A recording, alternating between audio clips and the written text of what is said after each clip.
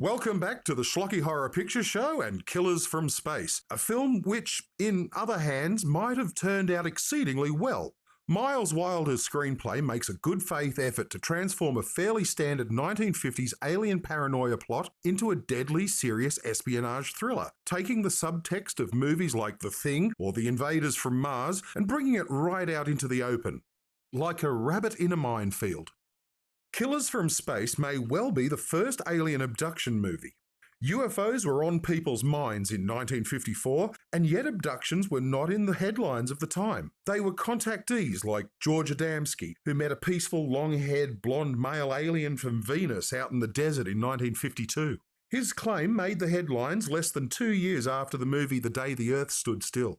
Killers from Space wants very badly to be a Martian Manchurian candidate, and with somebody like Jack Arnold in the director's chair, there's a good chance that's exactly what it could have been. But instead, Killers from Space got stuck with W. Lee Wilder's virtuoso tedium and half-arsedness. Scarcely a moment goes by that doesn't reveal some extraordinary creative misjudgment. Take The Aliens, for example. Most contemporary filmmakers with no money were content to dress their spacemen up in peculiar costumes and let the audience assume that a planet with a similar environment would produce similar organisms. Wilder, however, wanted his aliens to look alien, but unfortunately all they could afford were ping-pong balls cut in half to create the bulging eyes of the astronauts. An ineffectual effect, but notable for being one of the earliest uses of ping-pong balls in science fiction. Speaking of special effects, check out the high-tech plasma screens the aliens use for surveillance and video conferencing with their leader, as well as playing MPEGs of the other planets they've visited. Very modern, except the controls seem to be some kind of telephone switchboard, and there's a hideously dangerous and utterly pointless Jacob's ladder attached, probably because it looks important or something. It would be terribly amiss of me if I didn't mention our star, Peter Graves.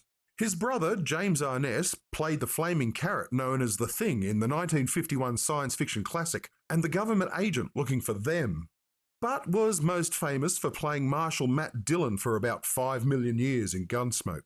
But Peter Graves, after a successful career of minor roles in major films like Stalag 17 and major roles in minor films like Tonight's Offering, was recruited by Desilu Studios in 1967 to replace Stephen Hill as the lead actor on Mission Impossible.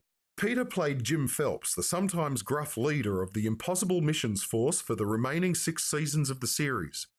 He was the last man to boss around Martin Landau, who was subsequently promoted and wisely shot into deep space. After the series ended in 1973, Peter played a supporting role in the Australian film Sidecar Races and promptly fell in love with the country. Peter even made a guest appearance in the teen soap opera Class of '74, playing himself. Couldn't he just drink poison or cut off his ear like normal people?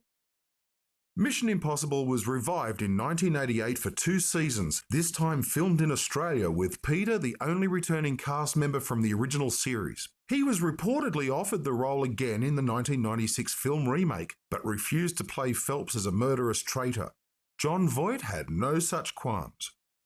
More recently, Peter can be spotted sending himself up in films like The Frighteners, House on Haunted Hill, and Men in Black 2. But better remembered are Peter's previous genre efforts, including Death Flight, It Conquered the World, The Beginning of the End, Parts the Clonus Horror, and of course tonight's presentation, Killers from Space.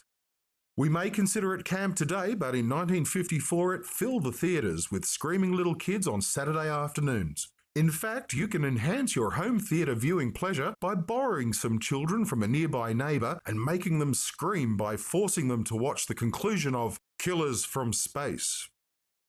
Oh, they'll scream all right.